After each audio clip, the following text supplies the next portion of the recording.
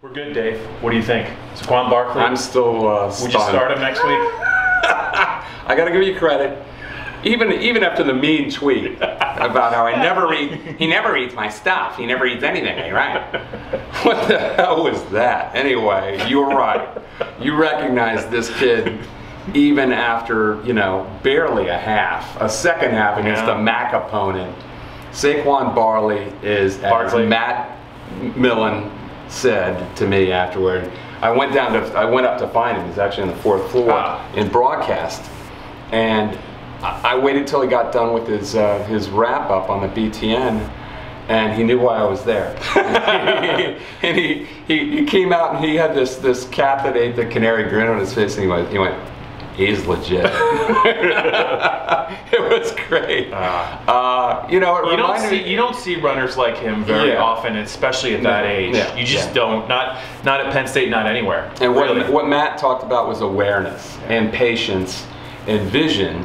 And we throw names around, but little bits of him remind you of some really great runners. Yes. Not as fast as Kajana Carter. Right. He got run down from behind by an angling safety, but more powerful than Kajana, I think.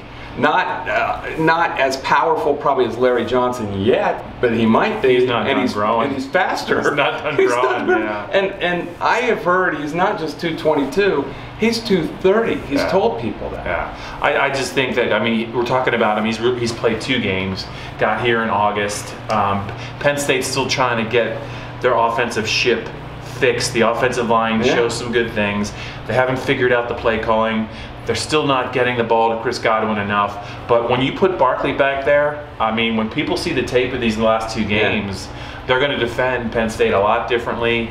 And I just think he is a special player. And I can't remember the last time a player was this good this early in his Penn State career at such a key position. Yeah, and look, we know this is a half against a tired Buffalo team, and then Rutgers. Yeah. And now it's really embarrassing that I actually picked Rutgers to win this game, because they didn't look like they had anything in the tank. And I was banking on the fact that they would get revved up for one game with their situation, with all the suspensions, their coach.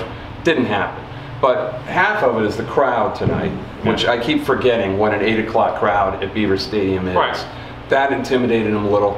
And the other half was, this offensive line still isn't very good, but Barkley makes it, Frankie kind incredible. of alluded to that too. Yeah. He's like, when you have a back who can make people miss or break tackles, it changes everything. And I think it juices those guys up too. One other point real quick, Grant Haley and Brandon Bell returned. I thought really gave the defense a lift. And also Chris Gula had a great night punting. Janarian Grant was never even a factor in the game. That's what had to happen for Rutgers to win. Huge upgrade. Gula averaged 40 yards a kick. All 5 of his kicks were inside the 20. Where they needed to be. Kudos to him. Directional kicks. Lots of height on the kicks. Penn State might be onto something, Dave. We'll see. Well, it is Rutgers.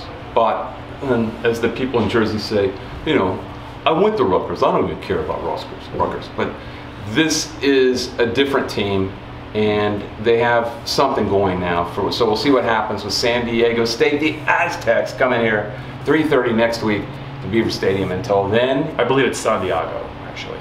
San Diego. Until then, as I said, adios.